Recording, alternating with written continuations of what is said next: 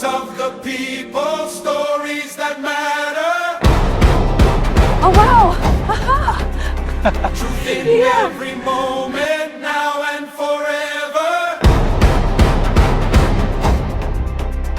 Across every border, across every land, we form, we empower, together we stand.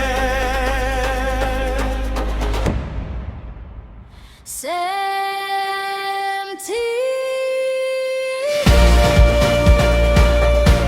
From Africa to the world, CEMTV. connecting every voice.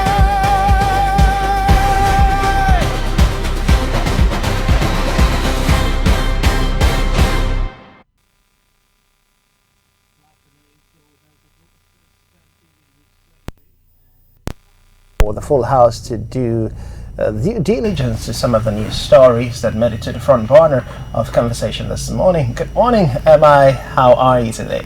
Wonderful. It's a great day, another opportunity to live our lives to the fullest. And for my motivation is you can be the best in the world and you deserve nothing but the best. Personal self-awareness there. Good morning, Barrister Christine. How are you today? I'm fine, thank you. Good morning, Francis. How are you doing? Excellently well, and it's always a pleasure. Of course, we are going straight to the conversation, and we're starting from a very own backyard, because this is one critical issue that in the history of politics in Nigeria generally, we've seen different dramas, we've seen different confrontations, we've seen political instability within the 36 states of the Federation and the FCT, but none has been as pronounced as what has transpired in Rivers State within the last 3 years of the Governor Siminalayi Fubara's administration when it comes to the fallout between the Godfather and the political godson. Of course, in this context, we're talking about the personalities of the Minister of the FCT, Nyesom Wike, and the Governor of Rivers State, Siminalayi Fubara. Now, the question many Nigerians have continued to ask, which, by the way, is a matter of concern and urgent public importance, is Godfatherism a blessing or a curse? And many have described Godfatherism as a disease that has prevented the Nigerian society from advancing in terms of growth and development. And truth is, this has become a canker that has refused to go away. And whenever a political godson, in the interest of the people, decides to move away from the strong men known as political fathers or godfathers and kingmakers within the political parties, the end result it always was resulting in political instability and leadership crisis at the respective state level. Joining us this morning to discuss this very critical issue that has become a canker in the political landscape of the Nigerian people is Ambassador Graham Elendu. Good morning and welcome to the News Surgery. Good morning and thank you for having me. It's a pleasure to have you. I almost mistook you for my other brother. We could pass then. Okay, welcome, Ambassador. So our focus is on Nigeria's democracy and the Godfatherism disease. I'd like to start from Rivers State. Looking at the events that has happened in the last 3 years, a lot of people, words on the street is Siminalayi Fubara is a people's governor. A man who is determined to change the narrative for the generality of the people of Rivers State. Nyesom Wike, on the other side, who has been himself the governor of Rivers State, is a strong man that has been described by many as an emperor, especially for those of us who saw him during the 2019-2020 lockdown, where he stood against the former administration of the late President Muhammadu Buhari. We all saw how he acted. We saw how he treated the state actors, including members of the military who were arrested and locked away as a result of the COVID-19 pandemic. But fast forward to the present administration, Fubara came into power backed by Wike, who was the governor as a then, and he has boasted about being the one who literally bought the form for most of the people who are currently occupying different political elective positions. And as a result of that, he has been seen as the unifying factor for most of the political conversations. Right now in Rivers State, we're talking about the Rainbow Coalition. And for the first time in the history of Nigeria, we're also seeing something that seemed to take us away from democracy. Because democracy is supposed to be a system where we have different political parties operating independently. But in Rivers State, we have what we call the Rainbow Coalition. The APC, the PDP, the Labour Party, and the Action Alliance coming together to say, look, we belong to the same forum, we belong to the same family. Something that political analysts have said spells doom for Nigerian democracy and Nigerian politics. What has been your thoughts, or what is your thought to an analysis of what has happened in Rivers State so far in terms of Godfatherism? Thank you.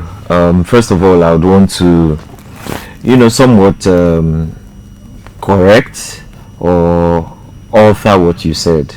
Okay. He hasn't been a unifying factor, rather he has been a divisive factor. The truth is, wherever there is any form of division in this state, then he's playing a very pivotal role. Okay.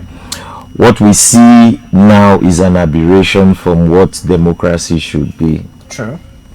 The Godfatherism thing in Nigeria and in Rivers State, specifically that of Rivers State, is anti-democratic.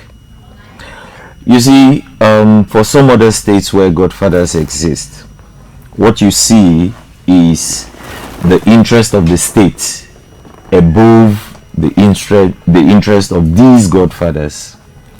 But what we see here in Rivers State is the interest of the Godfather above the interest of the state. And that spells doom, if you ask me. The truth is, Godfatherism is giving too much powers to an individual as against state agencies. That is why you can see one man just like Nyesom Wike boasting that the election in 2027 is already done. You can see him boasting that the opposition would not have even, certain percentage and all that. It sounds like someone that has written a result already and kept somewhere just waiting to announce it. That is why he can be that confident. You see, in Senate claims, right, statements like that could call for his sack. But what do we have here in Nigeria? What do we have here in Rivers State? What we see is, people have argued that Siminalayi Fubara is a product of a godfather, right? Mm-hmm. So it kind of takes away the when you try to say he's a good man. Yes, he is a good man. He has the interest of the state at heart. But the process that brought him. Mm-hmm. But then, there's always a time to correct things. What Siminalayi Fubara faced is systematic. And most Rivers people do not understand. For deep thinkers, what we see in Rivers State is a direct and deliberate effort by Lagos to underdevelop Rivers State. Why would you say so? Yes. The facts are there. The pointers are there. You see, under Chibuike Amechi, right, as governor, Rivers State was chasing Lagos State at a very close pace, when it comes to development.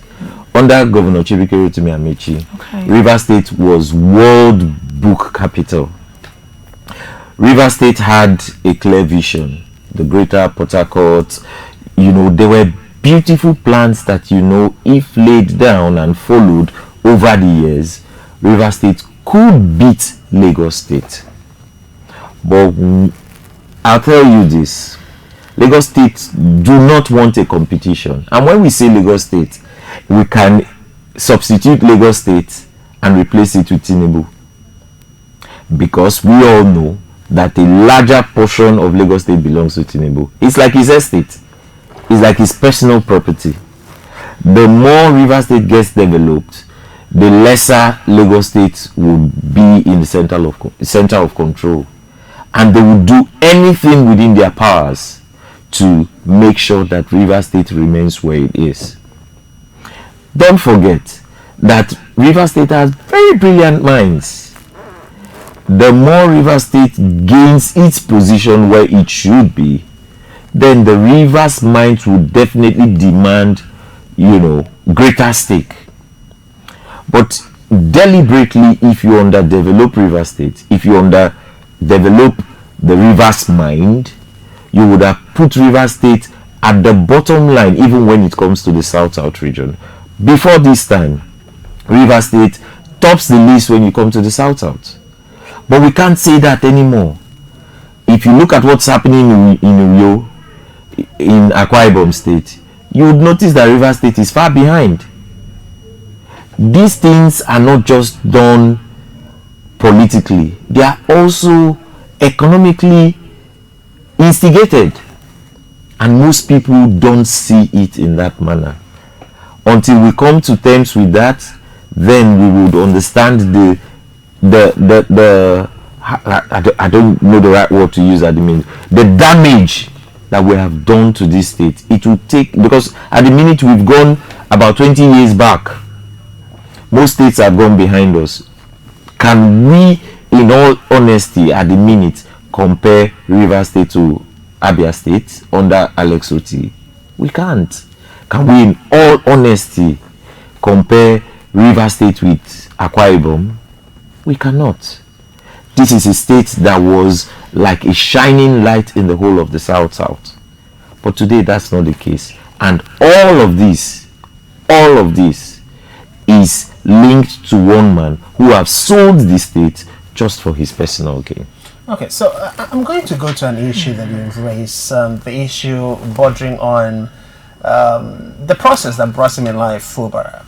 Now, we have to be fair and we have to be just and we have to be realistic. Throughout history, from the Roman Empire to other Europe, Asia, America, from ancient empires to the present day empire, there have always been strong individuals, godfathers, so to say, kingmakers, so to say. And as you also highlighted, these kingmakers were people who sat behind and were able to pick trusted, competent individuals who reflect, whose historical or antecedent reflects the interests of the people. Yes, on the back end, when the people prosper, of course, there's godfathers that are also going to prosper. But the main focus has always been to put people who were competent. So, don't you think there is something wrong with people who think just because of Nyesom Wike was, responsible or played a role in bringing Fubara, a man he saw as being visionary enough to lead Rivers State to power, that alone, eliminates every other good thing about him that he's. No, I'm not in that league, right? Siminala Ifubara is competent. Siminala Ifubara is experienced, right? Siminala Ifubara he has the heart of the people. Nyesom Wike, on the other hand, I must tell you, told Rivers people how good Siminala Ifubara was, right? True. He campaigned for him. He spoke good of him.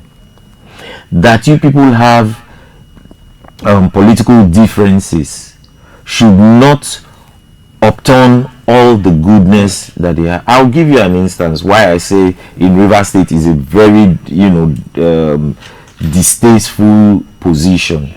In Lagos State, for instance, they had very serious crisis in their assembly. Very serious. In fact, it led to some form of rumored impeachment of the speaker and change. When we saw the lady coming and just retired very well. What did they do? In the interest of the state, they called everyone in, they met in a round table, and keyword, interest of the state, they resolved that matter. Can you in all honesty say that all that has happened from when Siminala Ifubara and Wike started having their fracas, can you in all honesty say that anything had been done in the interest of the state, especially from the side of Ezebunwoye Somwike? Sim Fubara showed a lot of disposition that reflects his interest for the state. At different times, he was pushed to the wall. With executive powers, with the people behind him, he could damn consequences and then, do a lot of things. But he never did. He expressed refrain. You see, expressing restraint is one of the biggest virtues a man can have. Because it is not in the fight that your strength is. It is in expressing refrain. Simfubara, if he had responded, the state would have gone into flames. But the man, in the interest of the state, took her back. That is a man that looks at the interest of the state or puts the interest of the state beyond his. In fact, everything that has happened in this crisis has shown that the man literally thinks more of the state than himself. I'm not his fan, I'll tell you that. But I would not take away his virtues from him. I won't. I do not like how he handled the whole situation. I would have done, things differently. Probably I would have done some consequences. Probably I would have used the support of the people in a positive way. He didn't utilize all of this because he wants to appear as a man that loves the state. He wants to appear that a man that is not ambitious. But leadership comes with a lot of responsibility. There are times when you have to take very drastic decisions, which I expected him to take and he didn't take. And I have my gross with him. But I will never take away his qualities just because I have my gross with him. Ambassador, let's go back to this place. There used to be a saying back then in Port Harcourt where they say PH sabi the thing. Yeah. Then we were competing with Lagos when it comes to entertainment, tech, everything, food, agriculture, fashion, you name it. But slowly that slogan dies off. We don't sabi anything again. Slowly that slogan dies off. And also, I like to take it back when you say the president, is actually the reason why River State isn't flourishing because of greed. And we used to have seaport in River State. I was about to say that. That was flourishing. I grew up, my uncles will come from, One and also MPA, and things were blooming. Market women were smiling. Average Nigerians or Port Harcourt people were happy. They were at peace. The economy was blooming. But now what we have, the seaport, still reputed. No one is taking control. Why Lagos seaport is top notch? Then how can we build our economy in River State? That is one. Would you say Godfatherism is supposed to be a relationship between a father and a son, pushing a son to do better than him, maybe in a place where he is past, or it's now a modern day slavery, and that of the master and slave relationship? In River State, it looks like a master and slave relationship. It might not be the same with other states. Okay. Because you see, we do not, in its entirety, right, support Tinubu's Godfatherism in Lagos. But one thing you would not take away from Tinubu in Lagos is that they have a master plan. So everyone that comes in as governor follows that master plan. Okay. In River State, that's not the case. We don't have a master plan. We have an individual's plan. And that individual's plan is not in the interest of the state. Godfatherism in River State is clearly slavery and master. It has nothing to do with father and son. Because every reasonable father wants the son to do better than he did. True. That's what happens. That's why you have father and son. We cannot, in all honesty, say that's what we have in River State. If you want to just oppose it with Lagos State, you would see that, yes, if Lagos State goes, and I'll tell you this for a fact, even if an opposition takes over Lagos State, they would follow the master plan that has been laid out. That's called structure then. Yes, they would follow the master plan because the state has a blueprint. Can we see that of River State? When you want to develop a blueprint, an individual, because to develop a blueprint you need everyone on the round table. Yeah. Who we have here in as the man at the helm of affairs at the minute, is the one that takes the decision alone. I remember those days under Rotimi Amechi when he wanted to select someone to fly the APC flag at that time. They had, I think, is it 19 elders or something? That was a man consulting other people. That's not the case we have now with Nyesom Wike. He's the author, he's the finisher, he's the every. You dare not challenge him. So what we're seeing now is a very, very deadly position that we're in. And we have a chance now with the next election coming in. We have options. People should look beyond what they have now. In fact, if anyone has any form of string attached to the man Nyesom Wike, that person alone is already a minus. That's what I think, and that's what I think people should, consider also. He doesn't think about the interest of the state, because if he did at any point, let's see what he's doing in Abuja. Did he just become so visionary because he went to Abuja? That's a man that was governor for 8 years here in Rivers State. Can you juxtapose what he did with the funds he had in River State and what he's doing with what he has? Well, don't take the fact that he gave us flyover. That's the barest minimum of anything that you should get. And because we have, suddenly started encouraging mediocrity, we now celebrate things like flyover. It's really sad, Okay. If you understand the concept of Godfatherism, essentially to imply, I fund your rise to power, the electoral process, and you get into power and function according to my dictates as a private, rich, powerful individual. Doesn't that bring to test the question of to whom does state power belong? Where does state power gets is derived from, and what are the checks? Because I'll take it to our constitution. Section 14 sub 2a says that sovereignty belongs to Nigerians, and it is through them and the constitution all powers and authorities are derived. If we get to section 1.2, it says that the Federal Republic of Nigeria shall not be governed, nor shall any person or group of persons take control of the government of Nigeria or any part thereof, except in accordance with the provisions of this constitution. And then section 14.2b says the security and welfare of the people shall be the primary purpose of government. And then there are checks. So you talk about the individual, talking about the state. Hasn't the state willy-nilly, by action and inaction, is complacent by what the constitution calls state complacity by omission? Because there are supposed to be checks. If no man is bigger, one man cannot be bigger than government, and then a state, and yet you see now River State is only a classicus. It is typical of what happens in Nigeria and by even the world. There are people who have abused power by whatever influence they had. So don't you think that these other checks have also failed? So in that way, the state is also complacent. You are right. You see, I've always had the notion, and I say it wherever I have to.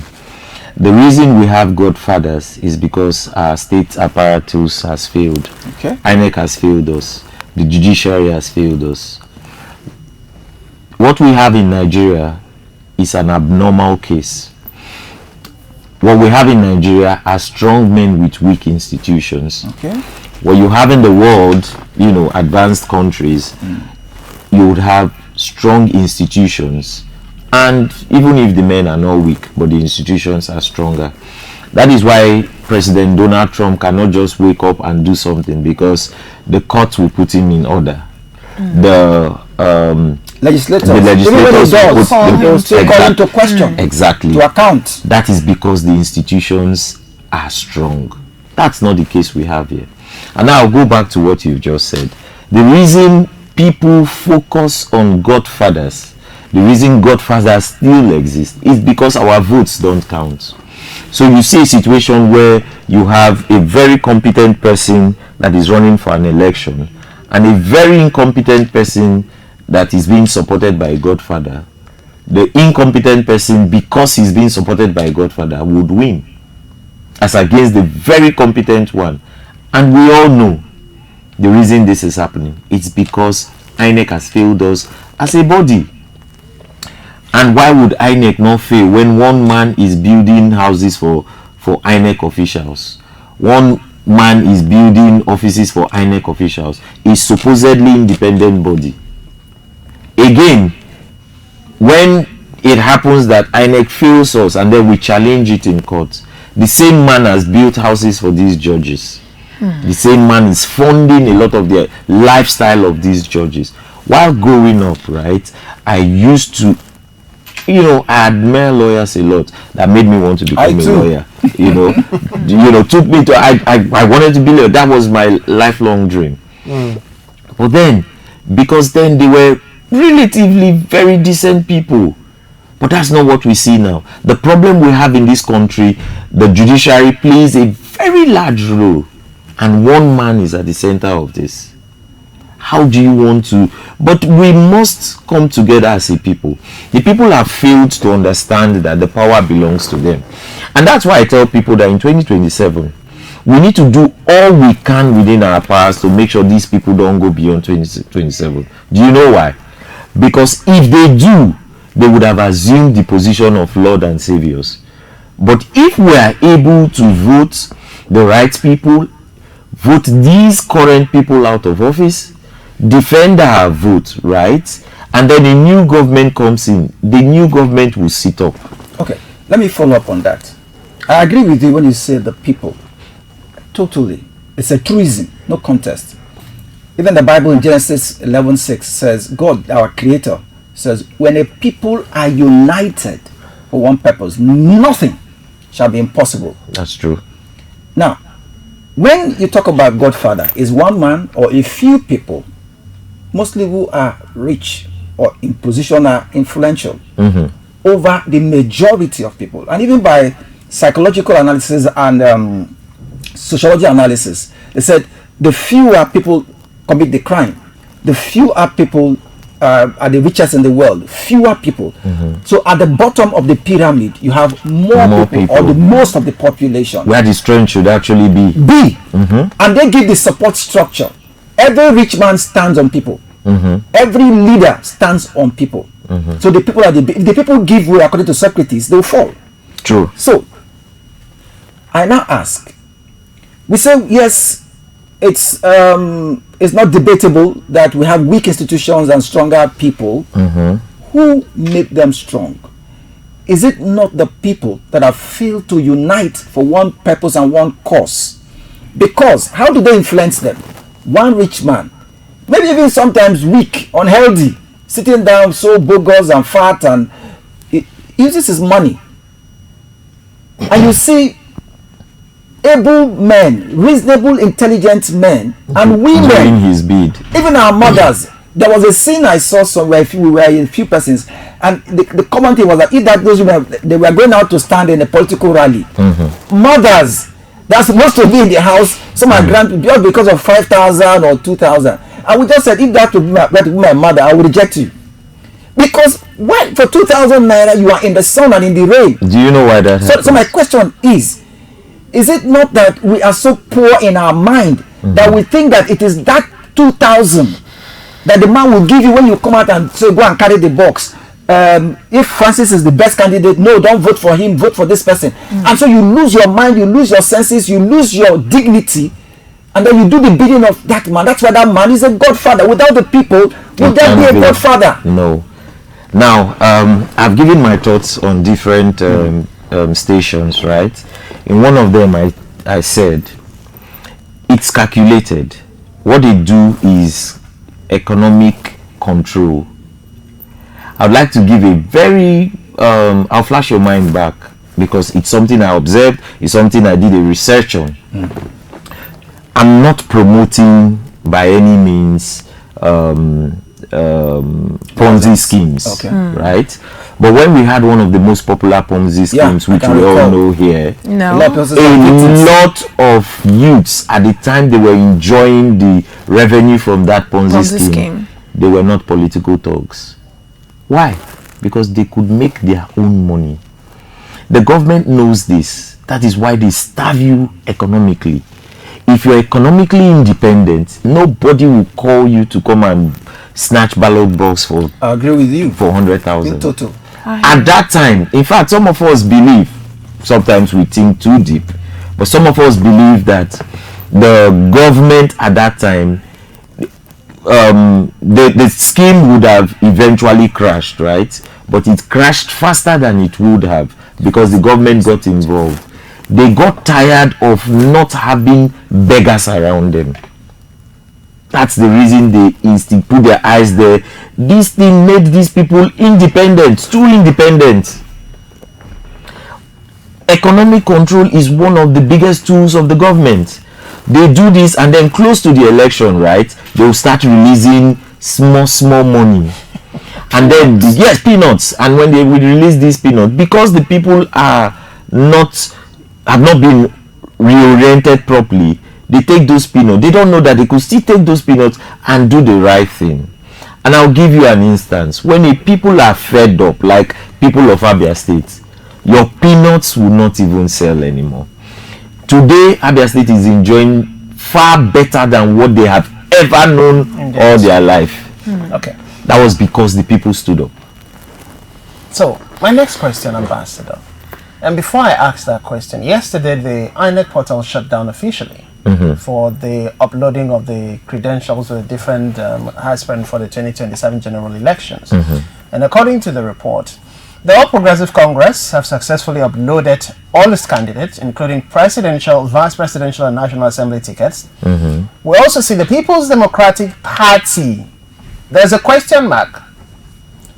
That is the faction led by Nyesom Wike, which is under contention, which means the Turaki-led faction have not submitted. We also see the African Democratic Congress, ADC, uploaded Atiku Abubakar and his running mate Rotimi Amechi. And of course, the Nigerian Democratic Congress successfully also uploaded the credentials of Peter Obi and Rabiu Kwankwaso before the closure. I had to bring that in to go to the question of the people. From resource control to marginalization, we're all from the South, all of us. The Niger Delta region, we've always complained. We're being marginalized. We have the resources, the oil that is generating the revenue for Nigeria comes from us majorly. But when you place side by side to weigh the development of the region and the poverty coming from the region, it far outmatches the potential and the resources that we provide. And then we sit back to criticize the national scene. So my question is a double barrel. What is your perception on marginalization? Is it a Nigerian thing, or we are the ones destroying ourselves? I ask that question because go to Akwa Ibom, for instance. You talk about a master plan. I am among those who respect the former governor of Akwa Ibom State, Architect Obong Victor Tar, a man who used his academic excellence and his intelligence and his experience to draw a blueprint for Akwa Ibom State. But go back today. After his administration, from the now Senate President, Godswill Akpabio during his tenure, to the Udom Emmanuel administration and the Pastor Omoyano's administration, we've not seen, apart from the airport, we've not seen that consistency Following the blueprint. Exactly. Which, for those of us who have seen that blueprint, it was a perfect design in terms of infrastructural development, in terms of road network, in terms of job creation and all of that. Take, for instance, one of the issues, the science park that he conceptualized is something that would have changed the tech industry for not just Akwa Ibom youths who are tech savvy. But that project has been jettisoned for what the state government now calls senatorial district tech hubs. So some of us, when we ask questions, it seems like we're attacking the government. Don't you think this is a failure on the individuals as well as the people from the region? Of course, I tell people that the Northerners, in the real sense, don't come here, or any other person do not come to your region to underdevelop you. And I'll tell you why. For instance, we have the NDDC. Do you know how much goes through the NDDC? We know. How effective are the activities of the NDDC vis-a-vis the amount that goes through NDDC? Who are the head of the NDDC? It's me and you. So they use us to underdevelop ourselves. If we decide that we don't want to underdevelop ourselves, then we will do the right thing. So yes, they have their own blame when it all comes to, you know, policies and all of that, just to stifle things. But then they've let some of these things at your control. Our governors in the south, governors in the southeast, what have they done with the humongous amount of money in their disposal? You won't just blame, you know. I try to, okay, for instance, let's look at Rivers State at the minute. Do you know how much, even Nyesom said it when he visited Uniport during the convocation. He said a lot of money is passing through the local government at the minute. How many of these local governments can you actually look and see a reflection of the amount of money that passes through? I will not, and I say it, I will not be at the helm of affairs where I would answer questions if I fail or if I pass, and then one man that won't be directly asked the questions will control what happens there. I would not. If you say as a local government chairman you're having 1 billion naira and then part of that money is going somewhere where you cannot explain, so it means you can't put an infrastructure that matches the amount that comes through your coffers, then you shouldn't actually be there. I also think that most of our, I'll take the local government still for instance, most of our chairmen are lazy. How so? Yes. How many of them have generated any form of revenue? They don't have ideas. And I think it's deliberate. For instance, the current set of local government chairmen, I'm sorry to say, but they look like clowns to me. They don't know what they are doing there. You can see them from one local government to the other. You just see that these men were handpicked, and they did not pick the best of the people. They chose the worst of persons. The previous set of local government chairmen, we could see some of them very visionary. Oh, true. Port Harcourt City had Ezebunwo Ichemati. You could see what he was doing. Other, you know, local governments had very vibrant young men, and you could see what they were doing. But since after what all these ones are doing, they are buying cars, they're renovating, they are giving scholarships. No, a lot of them you cannot even just put. How many of them can you, at the snap of your finger, remember what they've done? That's not the case. If we want to take a micro survey, for instance, Port Harcourt City local government, I'm sure most people don't know who the current local government chairman is. But if you ask them who was the previous local government chairman, I'm sure everyone knew. Could this be as a result of Godfatherism, picking people that will favor them? Exactly.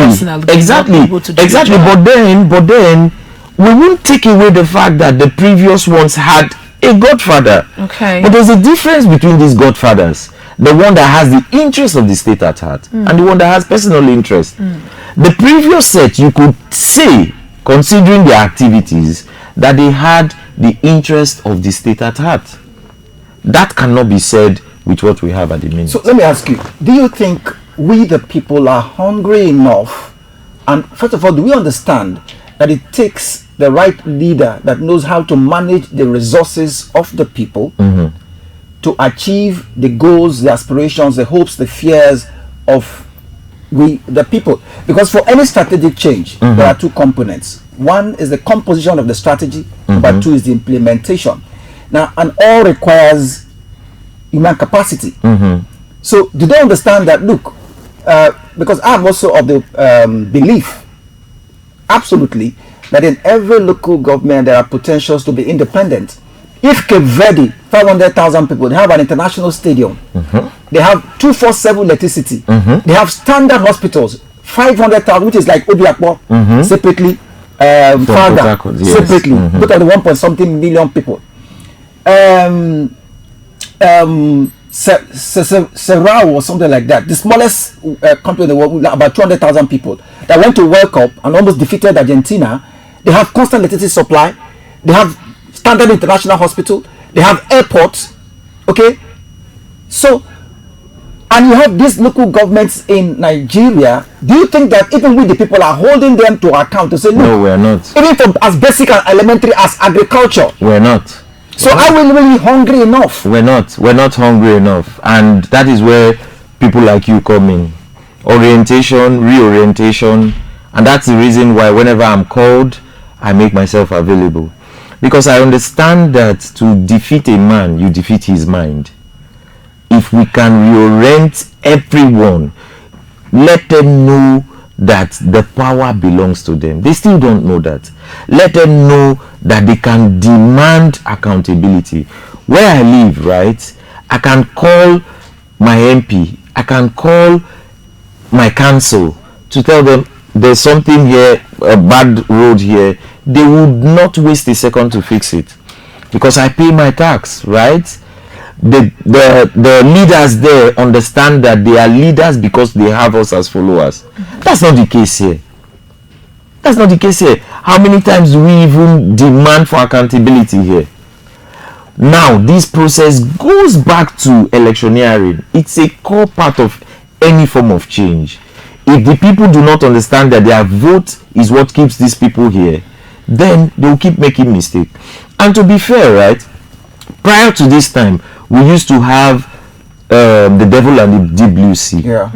At the minute, even if Tinubu is doing everything within his powers to leave us with the devil and the deep blue sea, thereby reducing our options, at least at the minute we have opposition. In River State, for instance, we're looking at a three horse race, right? Okay. That gives us option. Not like when we used to have just two people, and most times these are two bad people that will not be looking at the less evil. At the minute, you understand? But still on that, I'd love to ask this question. Now, you say the people have the power, which is the right thing, but they don't know they have the power. But here comes the dilemma. Antecedent over time has proven that INEC is not to be trusted. So how then would the people come all out with their might that I'm going to vote and my vote will count, when at the end of the day what you're voting for will come out? Do you know that preaching voter apathy is a strategy of politicians? How? They will tell you, they will put that in your mind that your vote will not count. They sponsor people to do that. The reason is when you don't vote, it's easy for them to manipulate. Yeah. But if you vote, the manipulation becomes harder. So let's give you an instance. If you vote, will INEC come out in all honesty to do the right thing? No, that's another step. Nobody is taking that away. But make it difficult for them. And I'll give you an instance. A simple analogy. If you have 100 voters in this polling unit, and the 100 of them votes, especially at the time when we were ticking, manually, they would have ticked on the paper, right? For you to alter it, you have to remove what they ticked. Just like you now see when they wrote 20,000, they'll now add another figure to the 20,000. Or you see that it was altered. When you don't vote, those pages are blank. They now do whatever they want to do. But allegedly too, they prepare the sheet already somewhere else. The result sheet somewhere else, and then what they just get to do, either sometimes they forcefully compel, they bring a fake one and then they compel you on, maybe under duress, whatever duress, they compel you to sign, or they use some form, like you said, some of those blanks, and then they fill it up after you have the as a representative and agent of your party and your candidate, you would have signed. They now alter it. Now, but now going back, you are now living. You grew up here. You're living abroad. Now, talking about the people, voter education is absolute, because, like you said, if you don't vote, like the Bible says, when good people fail to do the needful, bad people will thrive. Yes, they will thrive. So, how important Is it for people to be united in one purpose willingly, also drawing from the Arab Spring, willingly, organically, without any inducement? Because what you find here is induced followership. If any politician now, any of the names you know about, want to do any gathering, which as a journalist, as a citizen of this country, we see, they call a few influencers, powerful people, movers, area boys, and then empower them. You empower your boys. You bring 1,500, 200, 10, and so before you know it, the venue is filled up, and everybody is wearing your T-shirt as if they are genuine followers. Pseudo supporters. Yes. So, how is it done abroad that people, learning from even the likes of Martin Luther King Jr. that marched with up to his death? Okay. So how do we get people to organically forget about the hunger, that it is only momentary and temporary, it's only a phase, and that if you're able to stand and choose, insist that the right thing be done, the right processes be done according to our laws, that finally, when the right person emerges, everybody will be liberated. Yeah, I'll still go back, to say thank you to you guys. I've been around the media space for a while, and we understand how they gatekeep the media. So some of us really pray for independent media houses that would say things the way they are. We can't take away the reorientation of the people. And I'll tell you this for a fact. The politicians are very smart. Very smart. They've divided us along many lines. One of it is religion. The next is hunger. Then they divided us with tribe. These things are sponsored intentionally by politicians. So when you try to unite the people, they first of all look for what makes us different other than what unites us. And that is where reorientation comes in. We would keep talking. I try to sensitize anybody I see, anywhere I see that person, that we need to do that, because electioneering is where all these things. See, I'll tell you for a fact, what Nigerians do is allow a bad person win election, and then you go and start praying after. No, it's not done that way. Take it to church. No, it's not done that. You need to start from the electioneering, and if we take it small in bits, we will change. Assuming we have many more states that gets liberation, just like Abia State. Before you know it, the whole nation is already liberated. But orientation is important, and that's where people like you come in. Okay, so Ambassador, just before we go to other conversations that we have on the table this morning, I'll give an instance and I'll ask the last question. In 2023, we saw a tsunami in Nigeria, the obedient movement. Yeah. It was not induced. No, it wasn't. Because we know the personality of Peter Obi. He has said it. He's... they give shishi. Yes, he's a stingy man, so to say, as many have called him. But for the first time, we saw Nigerians, which cuts across, the different age group, the old, the youth, women and men alike, coming together to say, look, we found the man that we want. But in that same tsunami, we also had a counter tsunami. The other side of the rivers, who believed in what we now have as the Tinubu-led administration. Going back to the analysis you drew, 100 people. I've monitored a lot of elections, including the 2023 elections. And I agree with you when you say if we come out to vote, it's going to be impossible for the corrupt politicians to steal and rig elections. Because that would be the will of the people to fight. If in my unit, I know that 100 of us voted for a particular person, because we're still, regardless of the different reforms in the electoral process, we still lined up. If you go to our units, people still lined up, to vote. So you know who lined up for which political party. True. And from there, we'll know how many people in our respective wards and polling unit voted for which political party.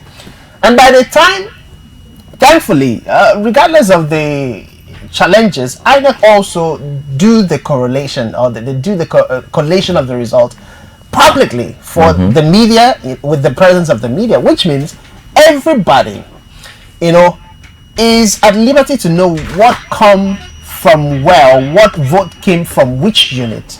So, with this, my question, and the last, maybe you said this as an advice to Nigerians as we prepare for 2027 elections.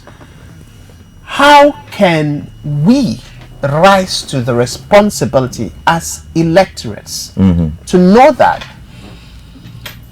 if we have a bad leader, it will not matter whether you're from that person's tribe, It's already happening. whether you share the same religion, Poverty knows none of that. or whether that person is your kinsman.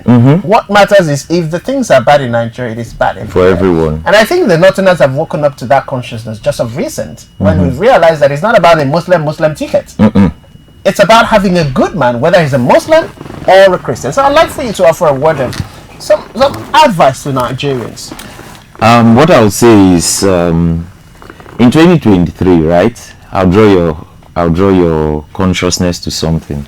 Why I say if you come out and vote, you make it difficult for them. What happened to the result in Lagos State? Obi won Peter Obi in Lagos State. Obi won Atiku in Lagos State. Obi won Tinubu, Atiku, and all of them in Abuja. Why did that happen? The Lagos populace is enlightened. The Abuja populace is enlightened. They are not the type you would maneuver. They are not the type you would easily induce. They voted for Peter Obi. They stood for their vote, and they made sure their vote counted. In all honesty, Tinubu would have wished to upturn that result in Lagos State, but he could not. It was too obvious. How did they do it? They focused on where they had voter apathy. Rivers State, for instance, most people didn't even come out to vote. See, election violence is planned. The reason for that violence is so you don't come out. That's the reason there's violence during election, so you don't come out. And if you don't come out, they will now vote for you. So people need to understand that if they all come, and the truth is that we know these bad boys. If I lived in Elelewon, right? If there's an election in Elelewon, we know the people that would come and cause trouble. Where you live, you know the people that will cause trouble. We are communal people. If everyone, like I say, come out to vote, stand behind your vote and make sure your vote is counted. I'm not saying that it is impossible to rig, but it will be very difficult, and that's one of the first processes. People who say now vote will go chop. Now me go come change that they happen since. That's where the orientation comes in. Say, oh, it's my turn. Now my man be this. Now I won't come change That's where the orientation comes in. 2023 election. Immediately after that, where I was in another media house, and we went to sample the opinions of the citizens as to the past election, and majority of them said it was a disgrace, an apology. They regretted voting, that they will never vote again. Well, if this country wants to burn to ashes, wants to go to hell, they washed off their hands. Yes. And I said, why? Because the government, INEC, reassured Nigerians that your votes would count. And they believed them, which was indicative of the fact that Nigerians are willing to come out and vote. That the government doesn't need to spend, INEC doesn't need to spend any money for voter education or campaign. Just by example, do the right thing. Protect everyone's vote. 99%. People will tell, one person will tell another, what they call referral. Yes. People will see and willingly, like in the US. And I think US during Obama's time, tenure when he was contesting, so many aged people, even blacks, the black race people, came out to say, look, for the first time, they came out, they were willing. In 2023, there were some persons too with that first-time voters. Yes, a lot of first-time voters. That gave them excitement for the first time. I'm an adult now. I want to vote in my country, but they dashed their hopes. So what do you have to say to this kind of persons? People will say, look, now vote will go chop. And I mean, you can't change them. It didn't happen before now. Now my turn to chop. You won't stop them. I have people like that, right? Before the 2023 election, in fact, one of my friends told me he's not going to vote for Obi. He wants to teach Obi a lesson. Wow. After the election, he's the one facing the lesson. Okay, he's not getting the Having taught the lesson. His orientation Okay. is now clear. You see, this thing still boils down to orientation. They need to understand that you're not doing this man a favor. For instance, let's use Obi. I'm not campaigning for him, but let's use Obi for instance. You're not doing him a favor if you make him president or not. He's already a The man is made already. He's not hungry. No, he's not, and he will never be. The hardship in the country will never affect him. We have seen different instances. I think one of the the general or something that was kidnapped, his son that started calling out the bandits. I think the one they killed and released the wife. The son was tweeting before time how he will never allow Obi to be president. He wanted Tinubu, and today Tinubu is Tinubuing him. This is the situation of most people. They wanted this thing, but now they can't even afford. I saw an interview of Peter Obi on Chudi's podcast, and then when he got to the point where Obi wanted to talk, he said most people that even had businesses and had what they were doing in 2023, and they went ahead to vote for this current government, that at the minute they don't even have business anymore, and he couldn't help it but laugh. It's so funny that you have to laugh, because most of those people felt like they were untouchable. It won't get to them. I'm telling you for a fact, those of us that live outside the country, right, you don't want to see what our inboxes are like. This is because of the terrible situation Nigeria is at the minute. And that, but I tell my friends, so those of them that you see that we try to rearrange them and they refused. If you ask me now, I'll tell you, go and meet your Tinubu. Yes, because it's affecting anybody. Your bad decision is affecting me. It's because of that decision you took. That's why we're where we are now. And people need to understand that there is consequences for every action. There is consequences for every election. And if you don't come out to vote the right people, you will face the consequences. You can't dodge it. That's the truth. So what do you have to say to the electoral law amendment where people are now expressing fears and doubts that it will be hijacked through the back door, and as usual they will say go to court, and then the judiciary You again, don't even trust them. is sold out or it's on the highest bidder. You see, I'll give you an instance. You see, when they wanted to put our lawmakers, right, when they make this law, they think it won't get to them. You see, when they proposed the bill where they said after primaries you cannot decamp to another party, most of the APC lawmakers didn't know they were going to, and they had missed out. Yes, they didn't know they would be affected, and they were seated there and they consented to that because they thought it would favor them. Today, that same thing they consented to is what is haunting It's them. causing implosion in some parts now. So we all need to know that every action that we take has consequences. If we have that at the back of our mind, we'll be more conscious with the decisions we make.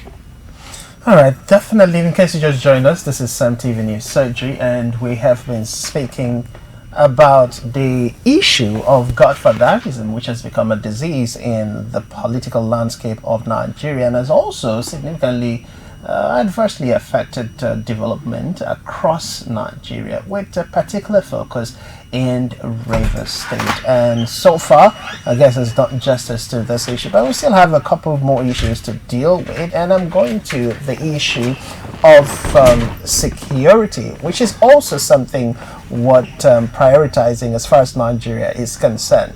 Now, within the Sahel region, within the African continent, in recent time, especially when you look at the movement and the migration of terrorism and terrorist organization, especially Islam extremists, you're looking at the likes of Boko Haram, non-state actors. Recently, we heard about the Lakuwaras, different names, different, segment of terrorists in the Sahel region. We see that the United Nations has warned the terrorist groups are expanding their reach across particularly the West African continent and the Sahel region, using increasingly sophisticated methods and threatening the stability of coastal states in the Gulf of Guinea.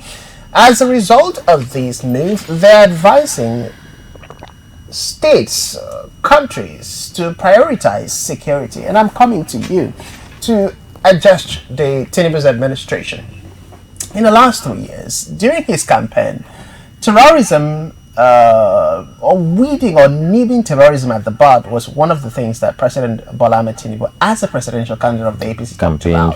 Yeah. in his campaign manifesto, the Renewed Hope Agenda, terrorism is listed on it. And I remember reading vividly that one of the things the president sought to do was to ensure a military force driven by technology, and also ensure that aggression against non-state actors, terrorists, bandits, whatever name we brand them, is not negotiable.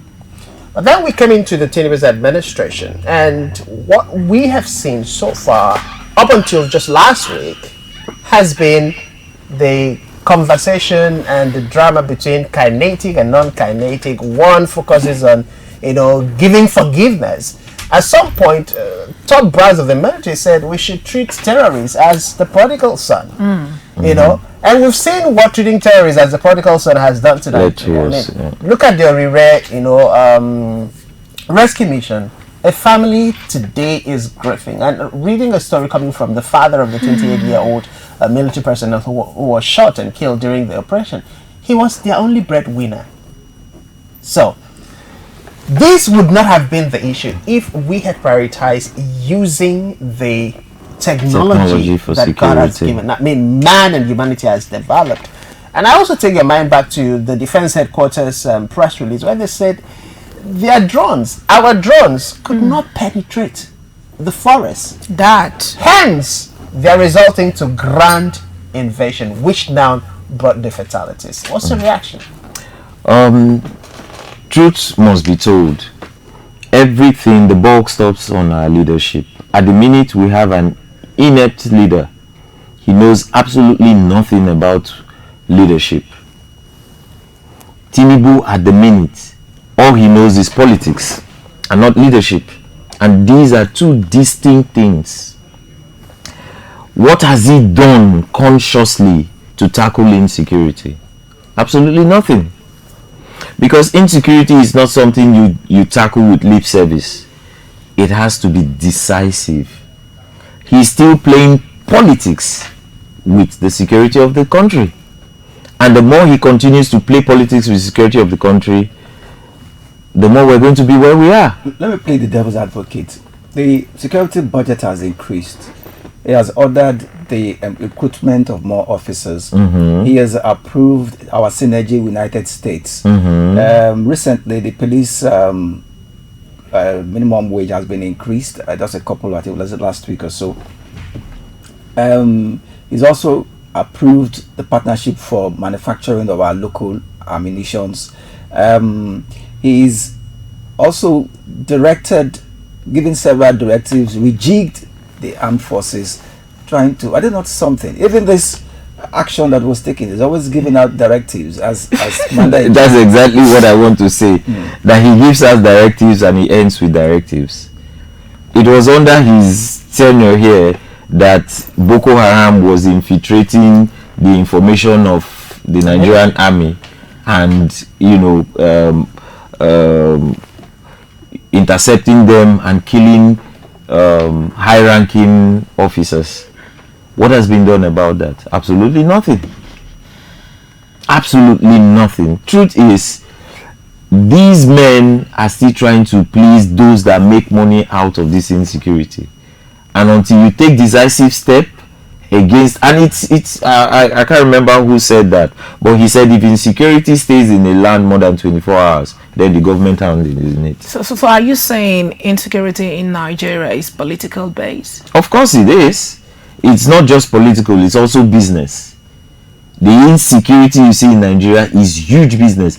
Tell me why, if we really want to fight insecurity, why is Gumi still a free man? Oh, that. We can start from there. Okay, so different challenges, and still talking about security. I'll take us from Nigeria and the African region to our very last story this morning, and that is the US-Israel-Iran war that has been ongoing. South Africa is killing African nationals with a xenophobic attack, and yet they took Israel to the international, criminal court over the attack on, Hezbollah, and then before the Iran war broke out. In the words of Benjamin Netanyahu and President Donald Trump of the U.S., Iran-backed terrorist organizations have been killing people across the world for the last 56 or 57 years, so to say. And for the first time, we also, I think it was in 2024, that Houthis and the Hezbollah crossed over to Israel and killed over 1,000 plus and took some others as hostage before Israel retaliated. But today, nobody is talking about the activities and the actions which saw to Israel's retaliation. That is on one end. On the other hand, Iran has been known as an organization or a country that has trained, that has funded, and is still sending terrorists to other parts of the different world. parts of the world, including Nigeria, because even the ISIS that we talk about in Nigeria and the Boko Haram have links tied to Iran. Yeah. Which means we have a regime that is so bent on destroying lives across the world. And two presidents are saying, look, we have had enough. And people are condemning the actions. Now, before I ask the question, the executive director of the UN Watch, Helen Va, has called on the world to reason differently and understand that the Iran people are victims of what is happening. Because the Islamic regime has not consulted with the people and is also using state funds to fund the activities of terrorists while neglecting the needs of the people of Iran. The Iran people are suffering just like other world people. Now, my question is, between the Iran people, the Israel, the US, and the war ongoing in Iran, who is to blame? Is it the US? Is it Israel? Or the extremist regime in Iran? Truth be told, you cannot have a blanket answer to that. Everyone, share in some form of blame. What you see is action and reaction.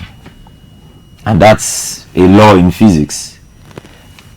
If you do this, you will get this. You do not expect that the United States and Israel will fold their hands and watch Christians, non-Muslims, being slaughtered and do nothing. You don't expect that. Again, you see, this is a very sensitive topic, a topic that I really don't like delving into because it's religion. I'm careful about religion because I have a lot of Muslim friends that are, very good. So I don't like to blanket my statement when I talk about religion.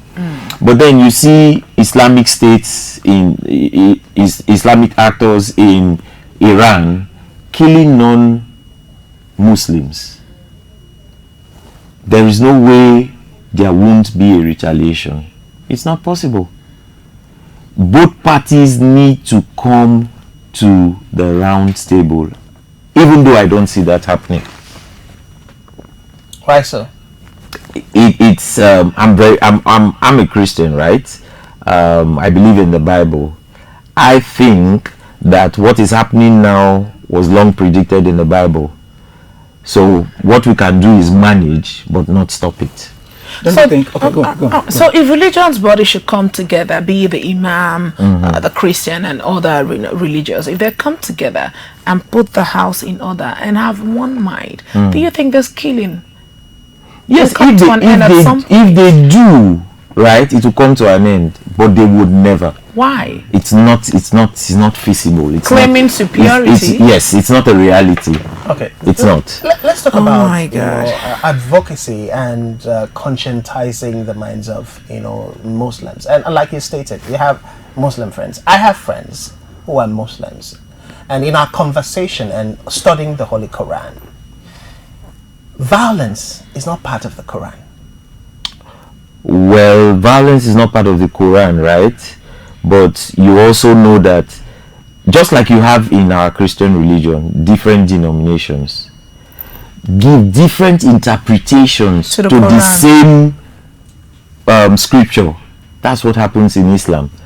Do you know that there's a version of Islam that has told the people that violence is part of their existence? That is based on the interpretation of whoever is teaching. Exactly, that's what I'm saying. So you see, it's not just, you can't just blanket, these statements. What's written in the Quran alone? You can't just say, no, the interpretation is where it matters. And yes, there are people that have been told that if they kill an infidel, they are going to get seven virgins and the likes, and they believed it, right? Meanwhile, there are some other Muslims that know that this thing is not, as it's been interpreted in the Quran. Okay, still talking about conscientization, the ideology of people. Now, the Israelis feel threatened. After their Holocaust, where 5 million Jews were almost eliminated by the Germans, the Nazi Germans. And they said never again. Never. And they're very sensitive about everything about them. Why are they not attacking Oman?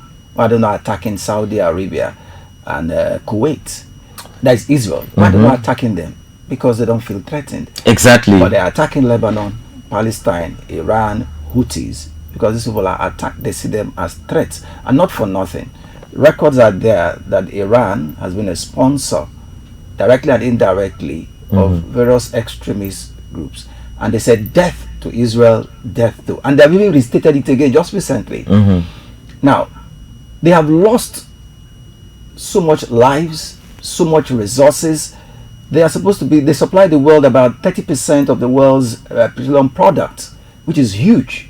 But because of their extreme ideology, their wealth is diminishing.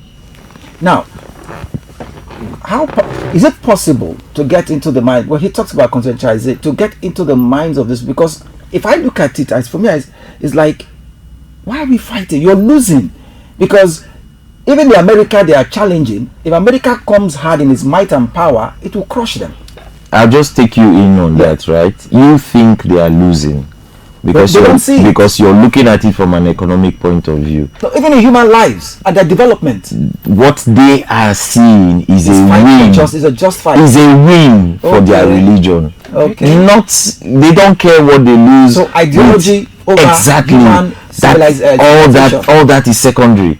If they think that what they are doing pleases Allah, whatever else you're saying is jargon. Oh my God. Okay, perhaps the best way to wind down on this conversation is to give voice to the thoughts of the UN Watch Chief Director, who has been canvassing for a change of mind and for the world to see that even the people of Iran are not in support. You recall, I think last year, that we had the Iran regime crack down on protesters. We had millions of Iranians trooped to the street to protest. But let's get to watch these advocacy and see if this will change the narrative. State. They built an Iranian-funded parallel military stronger than the Lebanese army. They seized control of border crossings and ports, converted entire regions into fortified enclaves beyond the reach of the state. Iran's Hezbollah assassinated critics, toppled Lebanese governments that tried to assert sovereignty, dragged Lebanon into wars that its people never chose.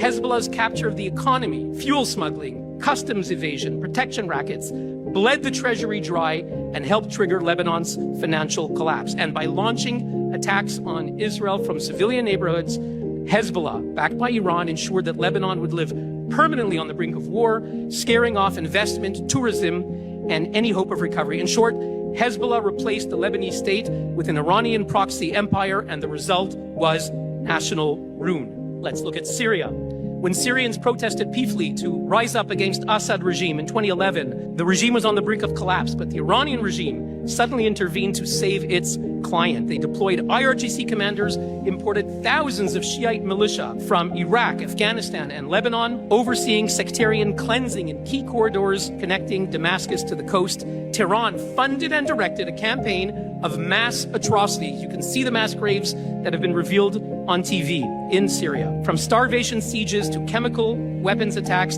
killing hundreds of thousands of people. 500,000 people are estimated to have been killed by the Syrian regime promoted by Iran. They also displaced millions, meaning half the population. Iran entrenched militias across Syria, built missile factories on their soil, used the country as a forward base to attack Israel, and threatened Jordan. Iran did not stabilize Syria, it shattered it. They transformed Hamas into a mini army. Tehran funded rockets, tunnels, drone programs, while Hamas diverted aid from civilians to weapons. Instead of building a future for Palestinians, Hamas, with Iranian training, built an underground fortress beneath homes, hospitals, and schools. The result was October 7th. No. The deadliest massacre of Jews since the Holocaust. But Iran, with Hamas, made it a military outpost for its war on Israel. Now, yesterday we saw the United States President Donald Trump and the Trump's administration currently investigating 1,500 terrorists or reported or alleged terrorists hired by UNRWA as a result of what is happening between, Iran, Tehran, and the surrounding, Middle East state. As a parting shot, because we're running out of time, what would be your advice to the world from the global perspective to the Nigerian case scenario? I've always been an advocate for people to be humans before they become religious. Because if we put humanity in front, then we wouldn't even need religion. That is why you would see somebody that is, someone with a humane feeling, someone that is human, would see someone suffering and then render help first before asking that person where you come from or what religion. It's always been my slogan. Let us preach humanity before we preach religion. Okay, thank you very much, Ambassador. Barrister Christine, your parting shots as we wind down. Hold your government accountable and make sure you vote. You can be the best. Tell yourself, look at yourself in the mirror and tell yourself, I can be the best, and you deserve nothing but the best. Do not settle for less. And I'll join our guest today, Ambassador Graham L. Lendu. Many thanks for joining us this morning on CEMTV News Surgery. Thank you for having me. My parting shot, just like he said, let us all begin to deal with each other as humans first, before any other thing. I've been Frank Sizzle, you made it, and on behalf of the team, this is where we draw the curtain. See you again same time, same station tomorrow. Bye for now.